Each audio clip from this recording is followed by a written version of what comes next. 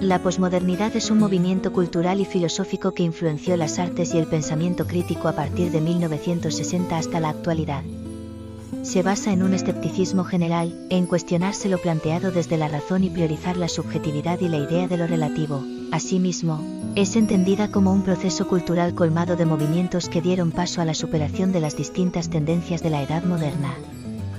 En las sociedades occidentales desarrolladas, el surgimiento de la posmodernidad se puede aducir en parte a lo que Engelhardt denominó valores post-materialistas, surgidos en las décadas de 1950 y 1960 y que habrían de cambiar la visión y el comportamiento de una buena parte de una sociedad que ahora lucharía por tener una participación más amplia en la toma de decisiones dentro y fuera de las organizaciones, luchando por un mundo más justo y equilibrado donde la naturaleza y el medio ambiente en general son uno de los puntos focales de atención y preocupación por parte de este movimiento cultural y filosófico. Ahora bien, el posmodernismo es una conjunción de ideas relacionadas con un nuevo entendimiento de la realidad, así como también en la forma en que los seres humanos se organizan, se relacionan y se dominan entre sí. Lo anterior se puede identificar en un inicio con el movimiento denominado postestructuralismo, surgido en Francia a finales de la década de 1960, donde una serie de filósofos como Derrida, 1986, Barthes, 1987, y especialmente Foucault, 2002, analizan diversos fenómenos relacionados con la cultura, aduciendo la descentralización del sujeto e impulsando la importancia de las relaciones estructurales en la construcción de la realidad. El posmodernismo retoma algunas de estas ideas postestructuralistas y se define en forma muy general como un rechazo de la metanarrativa de la modernidad y el racionalismo. Parker, 1995. Ofrece un enfoque alternativo más apropiado para el complejo mundo dinámico y multidimensional en el que vivimos. A diferencia del racionalismo, que apaga las voces alternativas, la posmodernidad abre posibilidades y ofrece una forma diferente de teorizar, estructurar y organizar que podría generar nuevos conocimientos y ofrecer un potencia emancipatorio al individuo mediante el reconocimiento de la importancia de las narrativas dispares localizadas en la creación de la realidad. Series, 1998. La posmodernidad se caracteriza por representar los siguientes puntos de vista en oposición al modernismo: la actitud individualista y desinteresada respecto de lo social, el rechazo al cumplimiento de las normas tradicionales, la aseveración de que no existe una única verdad, sino que existen diversos modos del saber, la crisis del pensamiento metafísico moderno, la negación de que las sociedades futuras serán más humanas, más justas y más prósperas porque se basan en las ideas ilustradas. La idea de que la realidad es una construcción conceptual y no existe una realidad objetiva natural independiente del ser humano y de la vida en sociedad. La oposición a la razón y a la lógica. Desde el arte y la literatura, el posmodernismo se caracterizó por representar conceptos como la ironía, la hiperrealidad, el realismo mágico, lo imprevisible, la distorsión del tiempo, la paranoia. Los principales autores de la posmodernidad es Jean-Francois Lyotard. Él reflexiona en torno a la condición del saber o del conocimiento en las sociedades postindustriales. Fue autor del célebre libro La condición posmoderna, así como de la posmodernidad explicada a los niños.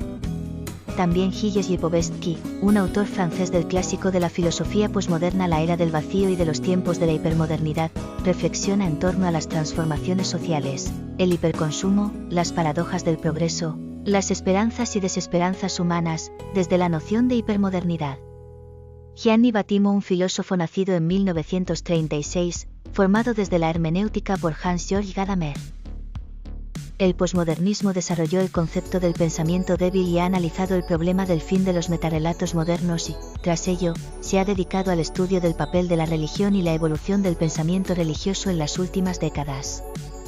El autor de los libros El fin de la modernidad y Después de la cristiandad. La modernidad tardía para Kurnitzky es sinónimo de fracaso y culpable de la situación económica social del mundo. Existen movimientos que constituyeron a la modernidad y son un proyecto emancipador que se refiere a la secularización de los campos culturales. Por otra parte, existe un proyecto democratizador, este confía a la educación y los saberes especializados la misión de lograr una evolución racional y moral.